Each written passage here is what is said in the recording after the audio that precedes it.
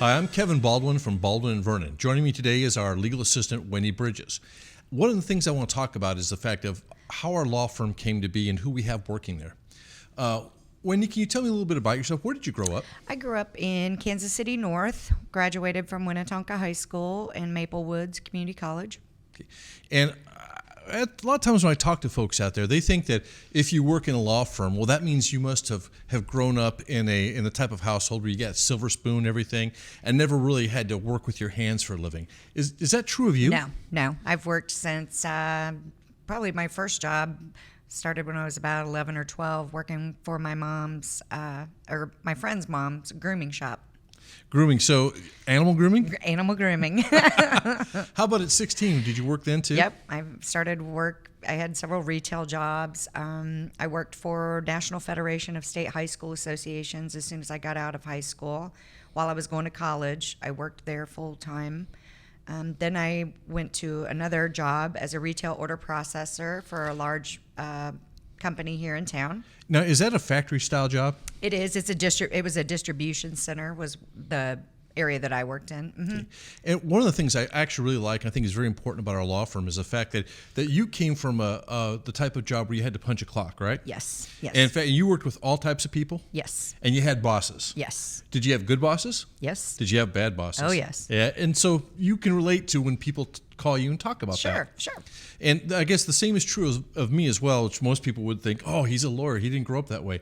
I myself started working at 12 years old, mucking stalls at a pig farm outside of my small town in Iowa. Right. And then I walked beans, detasseled, worked in the fields, worked fast food, and I worked in factories as well. And my favorite, though, is working at a chicken processing plant. If you've ever watched Napoleon Dynamite, do the chickens have talons? They do, and I got the scars to prove it. But in those situations, do you think that makes us better suited to represent our clients? I do. I feel like you have to have been out in the employment world to understand some of the things, because some of the things would blow your mind that people and people feel alone. People feel, especially when they get to us, they're distraught. They can't believe this is happening to them, and they feel like they're all alone. And if you went to an attorney who'd never really worked outside the law field, somebody who'd grown up, never had a job, went off to college, and then went off to law school, and this is all they've ever done, they might not have the insight to know what, working hard or working a job for, different managers, different bosses, and what that can bring with it. And I think one of the important things is one of the things that, my partner Eric Vernon will talk about later, is he's been a supervisor. He was executive officer of a ship up in Alaska where he was in charge of a multitude of men, giant budgets, and he had to supervise people. Subsequent to that, he also went to work as a union member working on ships, where he himself was a member of the Seafarers Union. And he's had good bosses, bad bosses, and been a boss himself. And he'll even admit that sometimes, he did the right thing as a boss, and sometimes he thought, maybe I could have done that better. I think we all have. I myself have been in supervisory roles. It's the same thing. There are times when I've been a good boss and times when I have not done the right things, but I always try to, especially since I've become an attorney in this area. I'm very cognizant of the fact of things that have to be followed, things I have to do, and valuing other people. And sometimes, are you surprised by how much or how little value sometimes corporations place in their employees? Yes. Especially after being in this job for the last 10 years, working in our small firm, yeah. Now, one thing I did want to talk about is the fact that Wendi Bridges has actually been recognized as one of the top paralegals in the state of Missouri.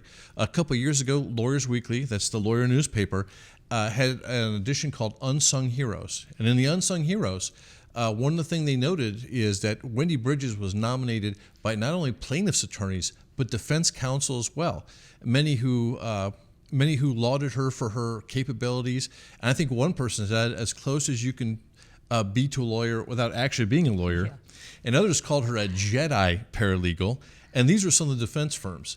Unfortunately for us, she is so good at her job and so well thought of in the community. She actually gets people calling, trying to hire her. But thankfully, she has rebuffed those and stays on the side of righteousness and goodness with our firm, which I really enjoy.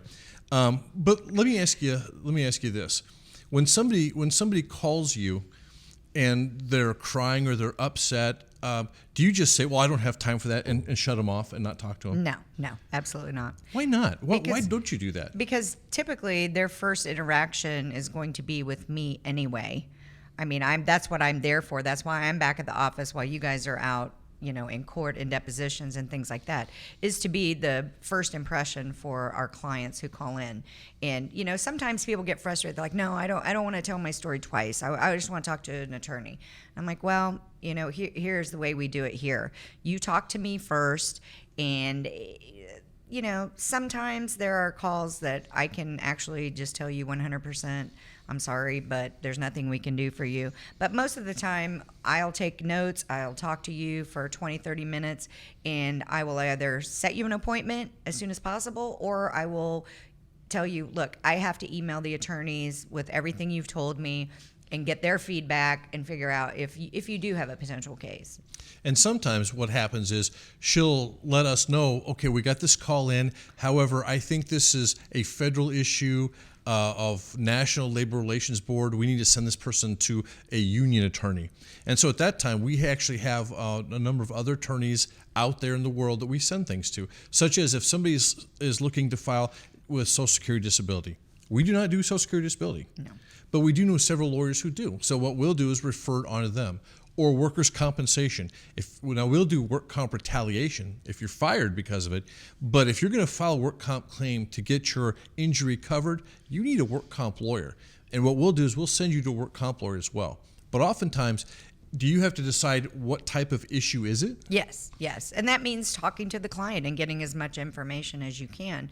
Because a lot of times people, especially when they're very upset and very, all this is happening to them and they're anxious, they don't really know what they want. But I've had people call in and we get down to it and I'm like, well, you need a work comp attorney first and foremost. You need to go deal with your injury that you received, even though you may think that you've now been fired for it, you also need work comp help because you need your injury paid for as well. And in a lot of situations, what I find is when I'm talking to people that Wendi has actually put them at ease. I'll find out later, I was so upset and I called in, and I was at my wit's end, but Wendi let me know that this happens in these cases and was kind of there telling me, well, this is kind of normal and this is what to happen and this is what to expect. And that's one of the things that Wendi's been able to do is, she works with us on these cases and she has become very attuned to how the process works and what our clients are facing. And so I'm always very appreciative, but I will reiterate one important fact here is that if you blow up, yell, and scream at her, I am very unlikely to continue in your case because she is so important to any case that if you have alienated her for any reason, I will give you fair warning. You're not likely to remain my client. I don't care how good your case is. And in fact, and by the way, Wendi will never tell me you need to fire this person or we shouldn't represent them. I'll end up coming to that conclusion all on my own from my interactions with them or something that she said. And in fact, we've had people who've had very good cases, correct? Mm-hmm. And we've actually sent those cases on because the way that they interacted with Wendi. And it's one of those things where, we're all working for you anyway. And if we're willing to work for you, you need to be understanding of what we're doing for you. I know it can be frustrating, but if frustration turns to anger or threats or things like that, we simply cannot continue our representation of you. Would you say that's fair? I would say that's fair. Absolutely. This has been Kevin Baldwin and Wendi Bridges. Thank you for tuning in.